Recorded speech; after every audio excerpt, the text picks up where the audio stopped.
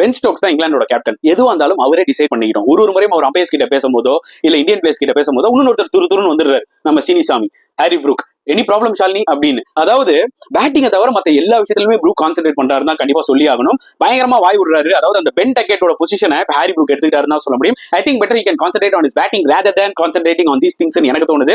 So day 5 முடிவில் 1 hour முன்னாடி நிறைய டிராமா நடந்துச்சுங்க. பென் ஸ்டோக்ஸ் என்ன டிசைட் பண்ணாருன்னா, ஓகே போய் ஜடேஜா கிட்ட கையை கொடுத்து இந்த மேட்சை டிரால முடிச்சிடலான்னு. அது ஒன்றும் தப்பு இல்ல.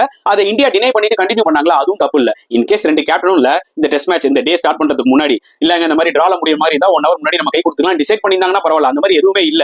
And at the same time both Sundar as well as Jadeja 2 பேருமே டிசர்வ் டு கெட் திஸ் 100. ஏன்னா அவ்வளவு ஹார்ட் ஒர்க் போட்டிருக்காங்க. சுந்தருக்கு இது மேட் இன் டெஸ்ட் 100. ஓகேங்களா? சோ நிறைய விஷயங்கள் இருக்கு. அண்ட் பென் ஸ்டோக்ஸ் சம்டைம்ஸ் கொஞ்சம் ஓவர் ரியாக்ட் பண்றாரோ இந்த கிரவுண்ட்ன்ற மாதிரி எனக்கு தோணுதுங்க. அவர் ரியாக்ட் பண்ணும்போது உடனே மத்த player Zak Crawley, Ben Duckett அந்த கும்பல் வந்துடுறாங்க. புரியுதா உங்களுக்கு?